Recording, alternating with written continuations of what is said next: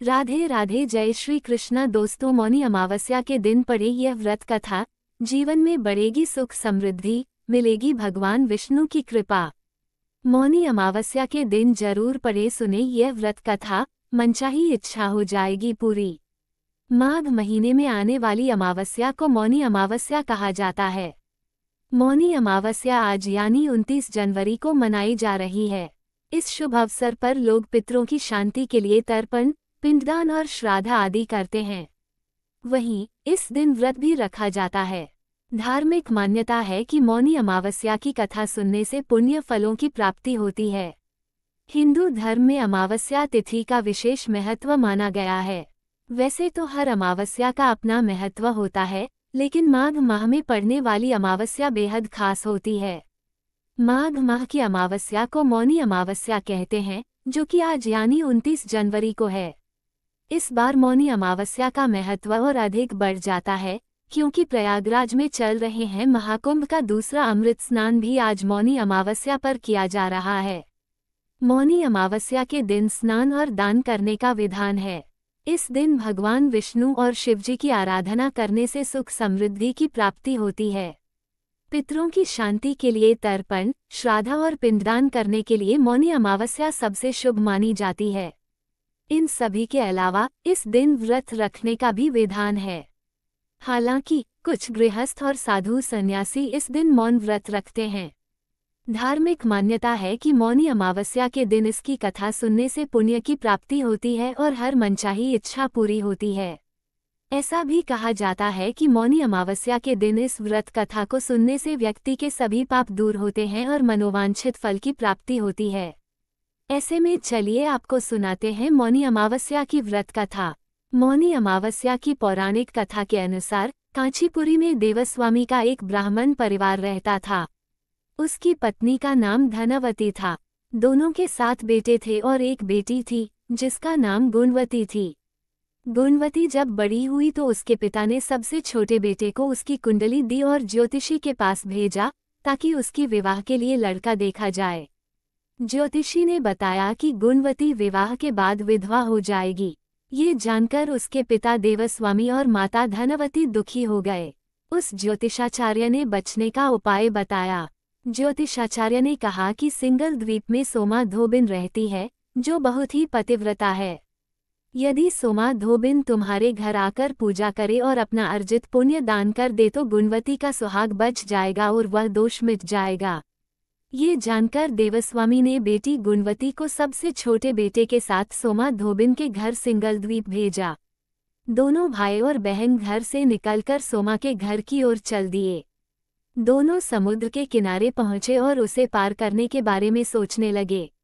दोनों को भूख और प्यास लगी थी। दोनों एक पीपल के पेड़ के नीचे बैठ गए। उस पेड़ पर एक गिद्ध का परिवार भी रहता था। गिद्ध के बच्चों ने गुणवती और उसके भाई की बातों को सुन लिया। गिद्ध के बच्चों ने अपनी मां को गुणवती और उसके भाई के बारे में बताया। तब गिद्धों की माता ने अपने बच्चों को भोजन कराया और गुणवती के पास गई। उसने कहा कि तुम्हारी समस्या का हल हो जाएगा, परेशान मत हो, तुम्हें सोमा धोबिन के घर पहुंचा दूंगी। गिद्ध माता की बातें सुनकर दोनों भाई और बहन खुश हो गए। अगली सुबह गिद्ध माता ने गुणवती और उसके भाई को समुद्र पार कराया और सोमा धोबिन के पास ले गई। गुणवती सोमा धोबिन के घर के पास ही रहने लगी। रोज सुबह सोमा के घरवालों के उठने से पहले ही गुणवती उसके घर को लीप देती थी। एक दिन सोमा ने अपनी बहू से पूछा कि रोज घर कौन लीपता है। तब उसने कहा कि उसके अलावा ये काम कौन करेगा। सोमा को विश्वास नहीं हुआ और वह पूरी रात जागती रही। सुबह होते ही उसने देखा कि एक युवती उसके आंगन में आई और आंगन की सफाई करके लीपने लगी। तभी सोमा उसके पास आई और पूछा कि तुम कौन हो और ऐसा क्यों कर रही हो। तब गुणवती ने अपने आने का कारण बताया और पूरी बात बताई।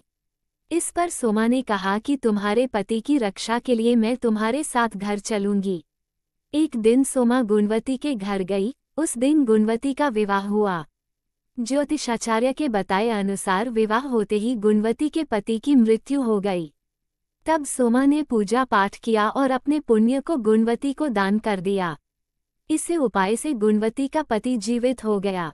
उधर सोमा के पति और बेटे की मृत्यु हो गई। जब तक सोमा घर पहुंची तब तक उसके पति और बेटे के शव को रखा गया था। रास्ते में सोमा ने एक जगह पर रुककर पीपल के पेड़ के नीचे श्रीहरि भगवान विष्णु की पूजा की थी और 108 बार उस पेड़ की परिक्रमा की थी। इससे अर्जित पुण्य से सोमा के पति और बेटे जीवित हो गए थे। वे अकाल मृत्यु से मुक्त हो गए थे। जो भी व्यक्ति विधि विधान से मौनी अमावस्या का व्रत करता है उसे भगवान विष्णु की कृपा प्राप्त होती है और उसके जीवन में सुख और समृद्धि आती है। चलिए दोस्तों, अब जानते हैं कि मौनी अमावस्या पर क्या करें क्या ना करें। मौनी अमावस्या पर क्या करें। मौनी अमावस्या पर बिना अन्न जल ग्रहण किए अनाज का दान करें। मौनी अमावस्या पर ब्राह्मणों को भोजन करवाने का खास महत्व होता है। अगर आप ऐसा नहीं कर सकते हैं तो कम से कम एक व्यक्ति के खाने की मात्रा के अनुसार काली उड़द और चावल दान करें। साथ ही तिल और गर्म वस्त्रों का भी दान करें। साथ ही उसमें कुछ सामर्थ्य के अनुसार धन राशि भी दान करें। ऐसा करने से आपकी ग्रह दशा में सुधार होता है और आपको पितरों की कृपा प्राप्त होती है। मौनी अमावस्या पर गाय, कुत्ते और कौवे जैसे जानवरों को खाना खिलाने से पितरों का आशीर्वाद मिलता है। इस दिन ऐसा करने से पितरी खुश होते हैं और आशीर्वाद देते हैं।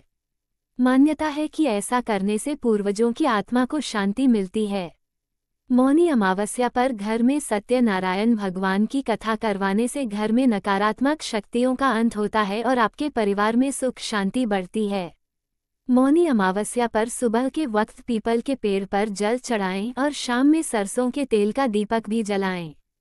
साथ ही इस दिन नदी में दीपक प्रवाहित करना भी शुभ माना जाता है।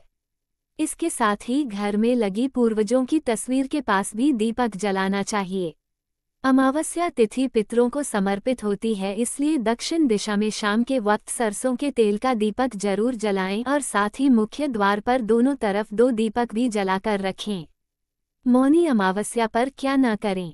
मौनी अमावस्या पर लोग अपने पितरों को याद करते हैं और उनका आशीर्वाद लेते हैं। इस दिन कुछ तामसिक भोजन जैसे मांस, मछली और शराब का सेवन नहीं करना चाहिए। ऐसा माना जाता है कि इससे पितरों को कष्ट होता है। पितरों की आत्मा की शांति के लिए उन्हें याद करते समय कुछ भी नकारात्मक नहीं बोलना चाहिए।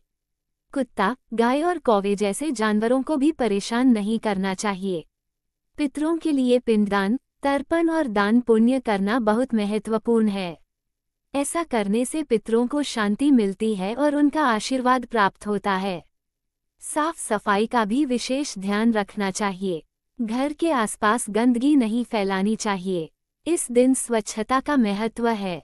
यह माना जाता है कि स्वच्छ वातावरण सकारात्मक ऊर्जा को आकर्षित करता है। मौनी अमावस्या पूजा विधि। मौनी अमावस्या के दिन सुबह पवित्र नदियों में स्नान करें। यदि ना कर सके तो नहाने के पानी में थोड़ा गंगाजल मिलकर स्नान कर सकते हैं। उसके बाद सूर्य देव को अर्घ्य दें। फिर एक लकड़ी की चौकी पर साफ कपड़ा बिछाकर भगवान विष्णु और माता लक्ष्मी की मूर्ति या प्रतिमा स्थापित करें। उसके बाद देसी घी का दीपक जलाएं और फूल और धूप चढ़ाएं।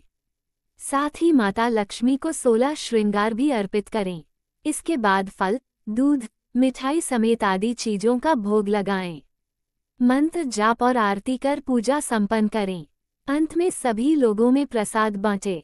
इसके अलावा आप मौनी अमावस्या पर पितरों को प्रसन्न करने के लिए तर्पण, श्राद्ध कर्म या पिंडदान आदि भी कर सकते हैं। दोस्तों, ये थी आज की कथा। आपको हमारी वीडियो अच्छी लगी हो तो वीडियो को लाइक करें, चैनल को सब्सक्राइब करें, कमेंट में जय श्री राधे कृष्णा लिखना ना भूलें। राधे राधे दोस्तों।